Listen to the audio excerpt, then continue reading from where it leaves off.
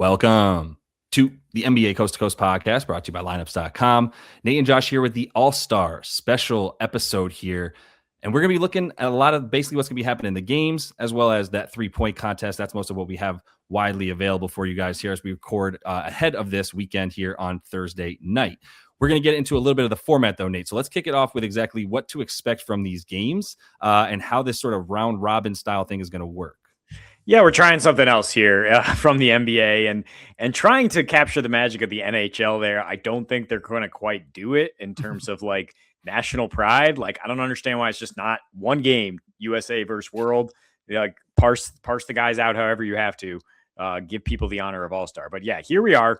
It's a 4-quarter format where Stars versus Stripes, USA A versus B play, then World plays Stripes, World plays the winner, or it's the winner versus the loser in a 2-3 format there. And then after these 3 quarters, whoever has the best record, whether somebody goes 2-0, 1-1 point differential, they play in the 4th quarter. They're all 12-minute quarters, and the winner of that is the winner of this round robin shenanigans. So okay, all right. And you have the opportunity to watch that back and take some notes, because I know I will as well do that. As far as the rosters go, this is a quick look. Obviously, a little bit of a few replacements. I know as far as like what stands out to me, honestly, man, like I'm looking at this from a standpoint of like, you just got to try a little bit. If you just try a little bit, you're going to have an advantage over the guys not trying at all. And the team that has the tryhards on it has guys like Scottie Barnes on it, like guys that I think are still a little bit like, is Ant going to play in a game where he's not going to be doing something on offense that is trying to score? And to a degree, like probably playing a bit more defense than most guys too, right? Like kind of like a Kevin Garnett style from a couple of All-Star games where you're like, well, KG's incapable of not playing this hard. So like, I think that's a guy I'd bet on. And I kind of feel the same way about guys like Jalen Johnson on this squad and Scottie as well, where not only are they tryhards, but they don't necessarily have the polished game to not out hustle you to score, right? Like there's a lot of guys you'll see in an All-Star game that's like, look, Kobe or this, or, you know, like AI or anybody who has like the handles that you can just do silly things and look really cool, or you can jump really high. That's all great. But like Scottie doesn't have all of that. He's just going to like do what it takes to get to the bucket and get the rebound and put up an offensive board as a tip in or something like that. Similar look for Jalen Johnson, where it's like going to the rim and finishing there is his best strength. If you try it all, then that means you're going up against guys not trying to stop you. But any takes on thoughts on that, or where you would look as sort of like an advantage for any of these teams? Yeah, that's what I was thinking about. The Stars team at first here is young, hungry guys. Ant would be the guy I'm worried about. If you remember, like, can you picture him not trying hard? Remember 3 years ago when he shot left-handed for the entire All-Star game, then played even worse the next game. But I think that the Stars team is one I want to get behind here. If you just look one more time at the roster, they do have the 2 Pistons, and they have JB Bickerstaff coaching it. And they have Devin Booker, who loves to get into people. So I think they are going to have that physicality and that effort level, and hopefully that lifts Ant to actually bring something. And hopefully Ant's a little more mature at this point, a couple of years later. But they're getting 2.5 points for when they do play the Stripes. So follow along here. This will be the 3rd quarter of the game if World beats this young Stars team as is anticipated. If that's the case, the Stripes will be going back to back. They'll have played World in quarter 2, and then they have to play the Stars immediately with a very short break. Now, as you look here, this Stripes team is full of old guys, and they don't have Steph Curry. This ain't the Olympics, and you ain't got Steph, and they're not going to bring the same effort they brought in the Olympics when they were doing that whole Avengers bit. I mean, other than Jaylen Brown, I can't really see anybody here like really having a give-a-care factor compared to these young guys who, like I said, are going to have that physicality. You got really good defensive combo with Scottie B and Chet. And like, yeah, in an All-Star game, who's sliding their feet to stop Tyrese Maxey, who nobody has really stopped all season, except if you have a great team scheme and you're like really coached up and you're like, all right, we're going to build a wall against Maxey. Like, yeah, you should get it wherever he wants. They should be winning all the hustle battles. And I think they can at least keep this thing close, if not just win that quarter outright. Yeah, I think we're in a lot of agreement there. And that also just leads me then to talk about the aforementioned Scottie Barnes, because it does seem like a nice opportunity at 45-1. Like, this is one of those things where it's like, you can't tell me that you have a beat on somebody to win it over somebody else. we can all build our own angles and then have fun with it and put a little bit of money on it. So if I'm going to do that, I'm not going to be like, well, let me take the guy that's 3-1 or even 6-1 with just like such a bevy of guys that could potentially win it. I'm just going to look for potential angles at like these monster numbers and then bet a few of them and see how it goes. I think that's what you do on All-Star Weekend, man, at this point, especially. So for Scottie, it's really what I was talking about, which is like, look, if you watch an All-Star game, whether it's like McDonald's All-American or you watch a college All-Star game or the NBA one or at any level, you're going to have guys that their games are a little bit more conducive to showing off and having this fun exhibition game be a thing of entertainment where I can like do the old Jason Williams, white chocolate, if you will, do a little like off the elbow behind the back pass on a breakaway or throw it over my head from half court like I'm LeBron and still hit an alley-oop pass to like a Kevin Durant or something like that. Like those are all going to be fine and dandy. Scottie Barnes doesn't really have that bag, man. And it's why you've seen guys like Giannis win at times, right? Because their game is predicated on hustle and out hustling you to points like tip-ins, second chance points, and things of that nature, blocks, getting a ton of assists by just working harder than everybody else and then just dishing off at the last second, right? That's how Scottie scores. And that's how he impacts games, especially. And I think just hustling in and of itself and running that hard is going to stand out amongst a bunch of guys who are just sort of like they're there because they have to, essentially, man.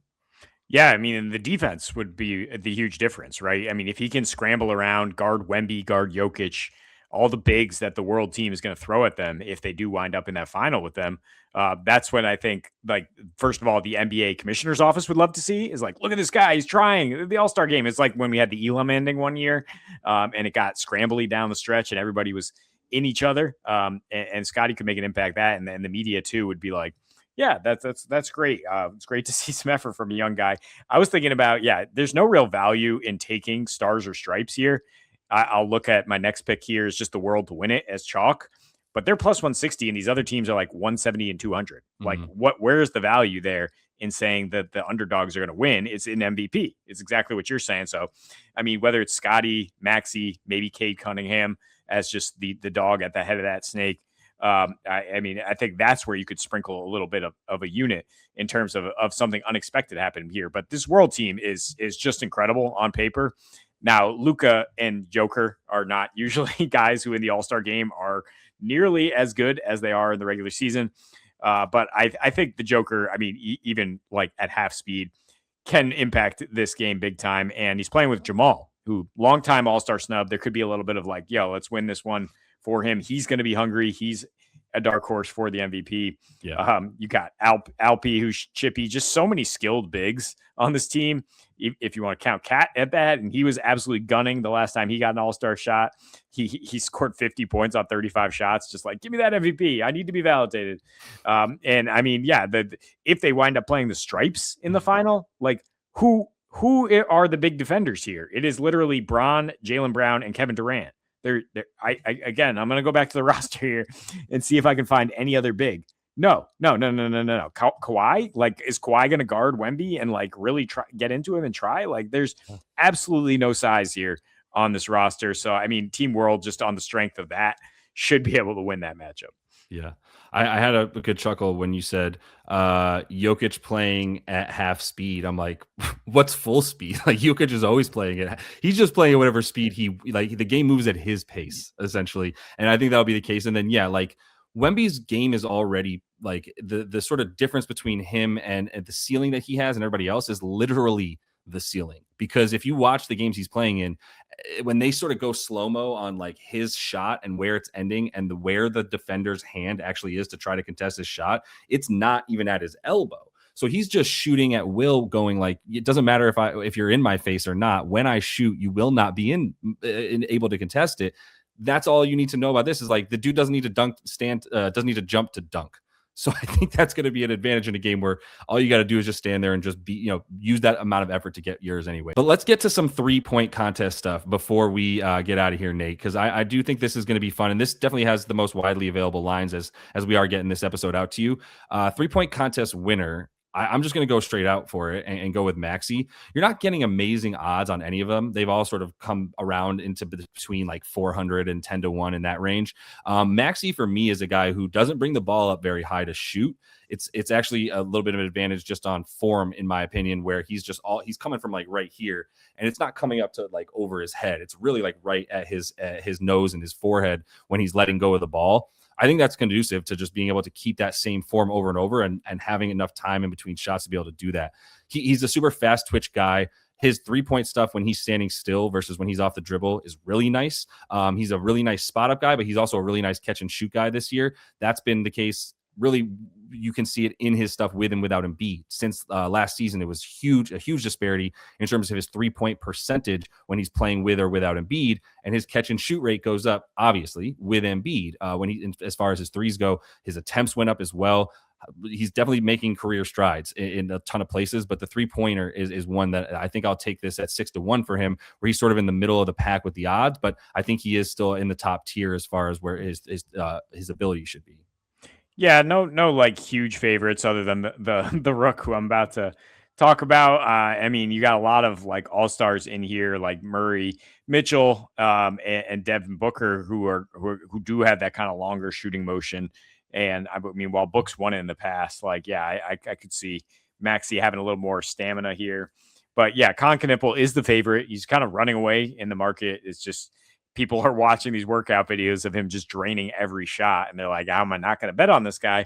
So I think rather than saying he's going to beat all the field, like maybe somebody else gets hot, let's just say he gets to 25 in the first round. Like this is going to be necessary in a pretty deep and balanced field to be the guy who's minus 140 implied to get to the final, right? I mean, he's going to have a very good first round, and I think he's a guy with quiet confidence. I don't think he's going to be shook at all by the lights. He's, Jim Rat. Here's one of those cliches here. White guy, Jim Rat, who is, I mean, I'm sure is taking 200 to 500 shots a day throughout his life, just like absolute textbook form, machine-like motion, probably sometimes off a rack like this.